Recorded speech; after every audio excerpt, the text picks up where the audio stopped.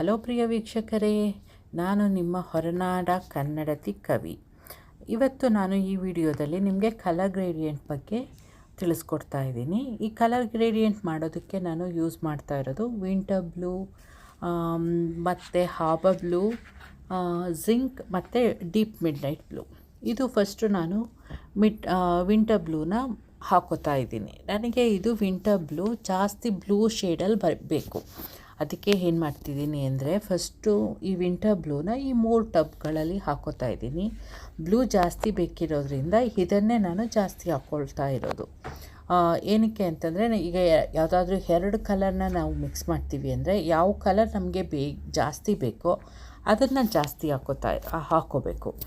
ಮತ್ತು ಸೆಕೆಂಡ್ ಕಲರನ್ನು ನಮಗೆ ಅದು ಟಿಂಜ್ ಬೇಕು. ಟಿಂಜ್ ಅಂದರೆ ಅದರ ಬಣ್ಣ ಕಾಣಿಸ್ಬೇಕು, ಸ್ವಲ್ಪ ಅದು ಮಿಕ್ಸ್ ಆಗಿದೆ ಅಂತ ಗೊತ್ತಾಗಬೇಕು. ಅದರಿಂದ ನಾವು ಅದನ್ನು ಕಡಿಮೆ ಹಾಕ್ಕೋತೀವಿ. ಈಗ ನಾನು ಈ 3 ಪಾಟ್ಗಳಲ್ಲೂ ವಿಂಟರ್ ಬ್ಲೂ ಹಾಕ್ಕೊಂಡಿದ್ದೀನಿ. ಈಗ ನಾನು ಹಾರ್ಬರ್ ಬ್ಲೂನ ಯೂಸ್ ಮಾಡ್ತಾಯಿದ್ದೀನಿ.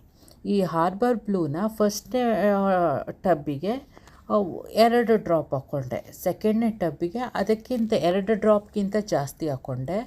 ಆದರೆ ಈ 3ನೇ ಟಬ್ಬಲ್ಲಿ ಏನು ಮಾಡ್ತೀನಿ ಅಂದರೆ, ನಾನು ಇದನ್ನು ಈಕ್ವಲ್ ಅಮೌಂಟಾಗಿ ತೊಗೋತೀನಿ. 3ನೇ ಟಬ್ಬಲ್ಲಿ ನಾನು ಈಕ್ವಲ್ ಅಮೌಂಟಾಗಿ ತೊಗೊಳೋದ್ರಿಂದ ನನಗೆ ಹೆಚ್ಚಿಗೆ ಸೆಕೆಂಡ್ನೇ ಕಲರು ಜಾಸ್ತಿ ಕಾಣುತ್ತೆ. ಫಸ್ಟ್ನೇ ಟಬ್ಬಲ್ಲಿ ಬ್ಲೂ ಎದ್ದು ಕಾಣುತ್ತೆ, ವಿಂಟರ್ ಬ್ಲೂ, ಮತ್ತು ಅದು ತುಂಬ ಲೈಟೆಸ್ಟ್ ಆಗಿರುತ್ತೆ ಈಗ ಕಲರ್ ಗ್ರೇಡಿಯಂಟಲ್ಲಿ. ಸೆಕೆಂಡ್ನೇದರಲ್ಲಿ ವಿಂಟರ್ ಬ್ಲೂಗಿಂತ ಸ್ವಲ್ಪ ಜಾಸ್ತಿ ಬ್ಲೂ ಇರುತ್ತೆ.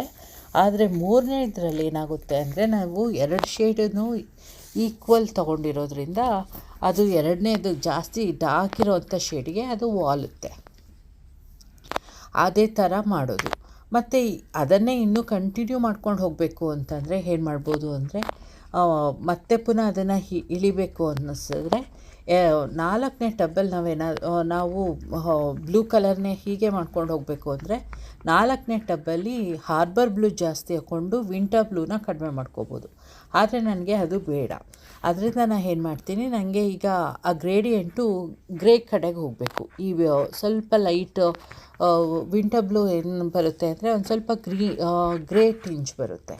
ಅದರಿಂದ ನಾನು ಗ್ರೇ ಕಡೆಗೆ ಜಾಸ್ತಿ ವಾಲೋದಕ್ಕೋಸ್ಕರ ನಾನು ಈ 3 ಶೇಡ್ಗಳನ್ನ ಇದು ಮಾಡಿಕೊಂಡೆ. ಈಗ ನಾನು ಜಿಂಕ್ ಯೂಸ್ ಮಾಡ್ತಾಯಿದ್ದೀನಿ. ಜಿಂಕ್ ಆಲ್ಮೋಸ್ಟ್ ಗ್ರೇ ಬಂದುಬಿಡುತ್ತೆ. ಅದರಿಂದ ಈಗ ಗ್ರೇನ 3 ಟಬ್ಗಳಲ್ಲಿ ತೊಗೊಂಡೆ.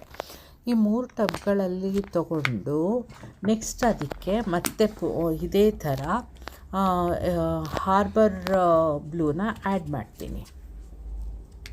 ಫಸ್ಟ್ನೇ ಟಬ್ಬಿಗೆ ನಾನು ಇದು ಹಾರ್ಬರ್ ಬ್ಲೂ, ಇದಕ್ಕೆ ನಾನು 2 ಡ್ರಾಪು, ಸೆಕೆಂಡ್ನೇದಕ್ಕೆ ಅದು 2ಕ್ಕಿಂತ ಜಾಸ್ತಿ, ಮತ್ತು 3ನೇದಕ್ಕೆ ಆ್ಯಸ್ ಯೂಶ್ವಲು ಈಕ್ವಲ್ ಅಮೌಂಟಾಗಿ ಮಾಡ್ಕೋತೀನಿ. ಇದನ್ನು ನಾನು ಜಾಸ್ತಿನೇ ತೊಗೋತಾ ಇದ್ದೀನಿ. ಯಾಕೆ ಅಂದರೆ ಇದನ್ನು ನಾನು ಆ್ಯಡ್ ಮಾಡ್ತಾ ಇದ್ದೀನಿ. ಈಗ ಮಿಕ್ಸ್ನ ನಾನು ಹೇಗೆ ಮಾಡ್ತೀನಿ ಅಂತಂದರೆ, ಒಂದೇ ಡೈರೆಕ್ಷನಲ್ಲಿ ಹೋಗ್ತೀನಿ. ಯಾಕೆ ಅಂತಂದರೆ, ಒಂದು ಡೈರೆಕ್ಷನಲ್ಲಿ ಮಾಡಿದಾಗ ಅದು ಏರ್ ಬಬಲ್ ಕಡಿಮೆ ಆಗುತ್ತೆ. ಈಗ 2 ಡೈರೆಕ್ಷನಲ್ಲೂ ಮಾಡ್ಕೊಂಡು ಹೋಗಿತ್ತು ಅಂದರೆ ಅದು ತುಂಬ ಏರ್ ಬಬಲ್ಗಳು ಬಂದುಬಿಡುತ್ತೆ. ಆಮೇಲೆ ಏರ್ ಬಬಲ್ನ ತೆಗೆಯೋದು ಕಷ್ಟ ಆಗುತ್ತೆ. ಮತ್ತು ಇದು ಸರ್ಫೇಸ್ ಏರಿಯಾ ಮಿಕ್ಸ್ ಮಾಡೋದು ಕಡಿಮೆ ಇರೋದ್ರಿಂದ ಜಾಸ್ತಿ ಏರ್ ಬಬಲ್ ಬರೋದಕ್ಕೂ ಚಾನ್ಸ್ ಇಲ್ಲ. ಮತ್ತು ಇದು ನನಗೆ ಯಾವುದೋ ಒಂದು ಬೇರೆ ಟೂಲ್ ತೊಗೊಂಡಾಗ ಸಿಕ್ತು ಈ ಮಿಕ್ಸಿಂಗ್ದು, ಈ ಕ್ರಾಫ್ಟ್ಗಳದೆ ಪೇಂಟಿಂಗ್ದು. ಆಮೇಲೆ ನನಗೆ ಇದು ಒಳ್ಳೆ ಟೂಲು ಮಿಕ್ಸ್ ಮಾಡೋದಕ್ಕೆ ಕಲರು ಅನ್ನಿಸ್ತು. ಆಮೇಲೆ ಇದರಿಂದನೇ ನನಗೆ ಕಂಫರ್ಟಬಲು ಅನ್ನಿಸ್ತು. ಅದಕ್ಕೇ ಇದನ್ನು ನಾನು ಈ ಬಣ್ಣಗಳನ್ನ ಮಿಕ್ಸ್ ಮಾಡೋದಕ್ಕೇ ಇಟ್ಕೊಂಡೆ. ಈಗ ನೋಡಿ, ಇದು ಗ್ರೇಗೆ ಬಂದಿದೆ, ಆದರೆ ಎಕ್ಸಾಕ್ಟ್ ಗ್ರೇ ಅಂತ ಹೇಳೋಕ್ಕಾಗಲ್ಲ. ನಾವು ಅದು ಹಾರ್ಬರ್ ಬ್ಲೂ ಟಿಂಜ್ನ ನಾವು ಕಾಣಬಹುದು. ಇದು ಯಾವಾಗ ಗೊತ್ತಾಗುತ್ತೆ ಅಂತಂದರೆ, ನಾನು ಕೊನೆಯಲ್ಲಿ ಎಲ್ಲ ಮಿಕ್ಸ್ ಆದಮೇಲೆ ಹೇಳ್ತೀನಿ. ಹಾಗೆ ಆಮೇಲೂ ಇಷ್ಟಕ್ಕೇ ನಮಗೆ ಇನ್ನೂ ಒಂದು ಸ್ವಲ್ಪ ಡಾರ್ಕು ಅಥವಾ ಲೈಟ್ ಬೇಕು ಅಂತಂದರೆ ಅದನ್ನು ಮಿಕ್ಸ್ ಮಾಡಿ ನಮಗೆ ಯಾವ ಕಲರ್ ಬೇಕು ಆ ಕಲರಿಗೆ ಶೇಡ್ ಅಲ್ಲಿ ಮಿಕ್ಸ್ ಮಾಡಿಕೊಂಡು ಹೋಗ್ಬೋದು. ಜಾಸ್ತಿ ಹಾಕೋತಕ್ಕ ಯಾವ ಕಲರ್ ಬೇಕೋ ಅದನ್ನು ಆ್ಯಡ್ ಮಾಡ್ತಾ ಹೋದರೆ ಆಯಿತು. ನಾನು ಯೂಶ್ವಲಿ ಸಾಮಾನ್ಯವಾಗಿ 3 ಕಲರ್ ಗ್ರೇಡಿಯೆಂಟೇ ಇಟ್ಕೊಳ್ಳೋದು. ಆಮೇಲೆ ಇನ್ನೊಂದರಲ್ಲಿ ಟಬ್ಬಲ್ಲಿ ಏನು ಮಾಡ್ತೀನಿ ಅಂತಂದರೆ, ಒಂದು ಪ್ಲೇನ್ ತೊಗೋತೀನಿ. ಯಾವ ಕಲರ್ಗಳನ್ನ ನಾನು ತೊಗೊಂಡು ಮಿಕ್ಸ್ ಮಾಡಿರ್ತೀನೋ ಆ ಕಲರ್ಗಳನ್ನಷ್ಟನ್ನು ಪ್ಲೇನ್ ತೊಗೋತೀನಿ. ಆಗ ಅಲ್ಲಿ ಫಸ್ಟ್ ಪ್ಲೇನ್ ತೊಗೊಂಡು ಆಮೇಲೆ ಅದು ಕಲರ್ ಗ್ರೇಡಿಯೆಂಟ್ ಮುಖಾಂತರ ಹೋಗ್ತೀನಿ. ಇದು ಜಿಂಕು. ಇದು ಜಿಂಕ್ ಅಲ್ಲ, ಇದು deep midnight blue. Grey tinge ಇದೆ ನೋಡಿ ಇನ್ನೂ. ಇದಕ್ಕೆ ನಾನು ಮತ್ತೆ ಪುನಃ ವಿಂಟರ್ ಬ್ಲೂ ಆ್ಯಡ್ ಮಾಡ್ಕೋತಾ ಇದ್ದೀನಿ. ಯಾಕೆ ಅಂತಂದರೆ ಇದು ಬ್ಲೂನೂ ಇದೆ, ಆಮೇಲೆ ನನಗೆ ಗ್ರೇ ಬೇಕು ಇನ್ನು. ಅದಕ್ಕೆ ಗ್ರೇ ಎದ್ದು ಕಾಣಿಸೋದಕ್ಕೋಸ್ಕರ ಅದನ್ನು ಲೈಟ್ ಮಾಡ್ಕೋಬೇಕಲ್ಲ, ಡೀಪ್ ಮಿಡ್ನೈಟ್ ಬ್ಲೂನ. ಅದಕ್ಕೆ ನಾನು ವಿಂಟರ್ ಬ್ಲೂ ಹಾಕ್ಕೊಂಡೆ. ಆಗ ನನಗೆ ಅದು ಎಕ್ಸಾಕ್ಟಾಗಿ ಬ್ಲೂ ಸ್ವಲ್ಪ ಗ್ರೇ ಬರುತ್ತೆ, ಗ್ರೇಷ್ ಟಿಂಜು. ಗ್ರೇಡಿಯೆಂಟ್ ಇದು ಮಾಡುವಾಗ ಎಲ್ಲ ನಾನು ಸಾಮಾನ್ಯವಾಗಿ ಫಸ್ಟ್ನೇ ಟಬ್ಬಿಗೆ ಸ್ವಲ್ಪನೇ ಹಾಕೋತೀನಿ, ಎರಡನೇದಕ್ಕೆ ಫಸ್ಟ್ನೇದಕ್ಕಿಂತ ಜಾಸ್ತಿ ಹಾಕೋತೀನಿ, ಮೂರನೇದಕ್ಕೆ ಈಕ್ವಲಾಗಿ ಹಾಕೋತೀನಿ. ಅದರಿಂದ ನನಗೆ ಅಲ್ಲಿ ಎಲ್ಲ ಗೊತ್ತಾಗುತ್ತೆ. ಈ 3 ಕಲರು ಈಗ ನೋಡಿದ್ರೆ ನಿಮಗೆ ಗೊತ್ತಾಗದೇ ಇರಬಹುದು ಈ ಕಲರ್ಗಳು. ಆದರೆ ನಂದು ನೆಕ್ಸ್ಟ್ ಪ್ರಾಜೆಕ್ಟ್ ಈ ಗ್ರೇ ಯೂಸ್ ಮಾಡ್ತೀನಲ್ಲ, ಆಗ ಇನ್ಯಾವುದಾದ್ರೂ ಮುಂದಿನ ವೀಡಿಯೋಗಳಲ್ಲಿ ನಿಮಗೆ ತೋರಿಸ್ತೀನಿ ಅದು ಹೇಗಿದೆ, ಹೇಗೆ ಕಾಣುತ್ತೆ ಅಂತ. ನೀವೇ ಕಮೆಂಟ್ ಮೂಲಕ ನನಗೆ ತಿಳಿಸಿ, ಆಯಿತಾ? ನೋಡಿ, ಇನ್ನು ಅದು ಬ್ಲೂ ಟಿಂಜಲ್ಲೇ ಇದೆ. ಅದಕ್ಕೇ ಈಗ ನೆಕ್ಸ್ಟ್ ಇದರ ಜೊತೆಗೆ ನಾನು ಗ್ರೇ ಬೇಕು ಅಂತಂದಿದ್ದಕ್ಕೆ ಅದು ಫಸ್ಟು ನಾನು ಯೂಸ್ ಮಾಡಿದ್ದು ವಿಂಟರ್ ಬ್ಲೂ ಮತ್ತು ಜಿಂಕ್. ಅದು ಜಾಸ್ತಿ ಗ್ರೇ ಇದೆ, ಅದನ್ನು ನಾನು ಹಾಗೆ ಯೂಸ್ ಮಾಡ್ಕೋತೀನಿ. ನೋಡಿ,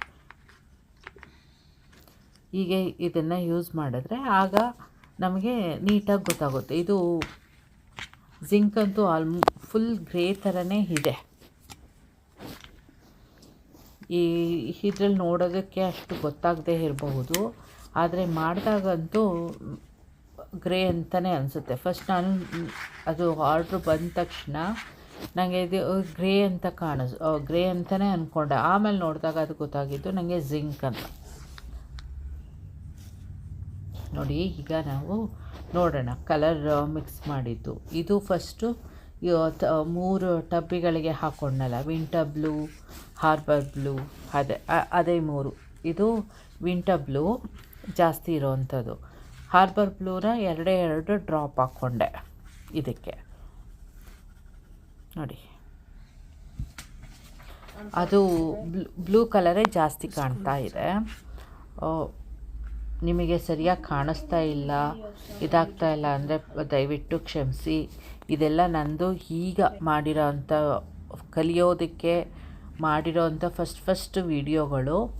ಈ ವಿಡಿಯೋಗಳು ನನಗೆ ಫಸ್ಟ್ ಆಫ್ ಆಲ್ ನಾನು IT ಪ್ರೊಫೆಷನ್ ಅಲ್ಲ. ಈ ಕಂಪ್ಯೂಟರ್ ಕೆಲಸ, ಅದು ಈ ಥರ ಟೆಕ್ಕಿ ಜಾಬ್ ಅಂತಂದರೆ ಒಂದು ಮೈಲಿ ದೂರ ಓಡ್ತಾ ಇದ್ದೆ ಮುಂಚೆ. ಆದರೆ ಏನೋ ಈ ಮಂಡಲ ಹಾರ್ಟಿಂದ ಇದು ಮಾಡೋಣ, ಇಲ್ಲ ಮಾಡಬೇಕು ಏನಾದರೂ ಅಂತ ಮಾಡೋದಕ್ಕೆ ಶುರು ಮಾಡಿದ್ದೀನಿ. ಆದ್ದರಿಂದ ನೀವೇ ನನಗೆ ಸಪೋರ್ಟ್ ಕೊಡಬೇಕು. ನನ್ನ ತಪ್ಪುಗಳನ್ನೆಲ್ಲ ಕ್ಷಮಿಸಿ ನಿಮ್ಮ ಮನೆ ಮಗಳು ಅಂದುಕೊಂಡು ನನಗೆ ಪ್ಲೀಸ್ ಸಪೋರ್ಟ್ ಮಾಡಿ. ಇದು ಸೆಕೆಂಡ್ ಗ್ರೇಡಿಯೆಂಟ್ ಮಾಡಿದ್ನಲ್ಲ, ಜಿಂಕ್ ಮತ್ತು ಹಾರ್ಬರ್ ಬ್ಲೂ ಹಾಕಿ ಅದು.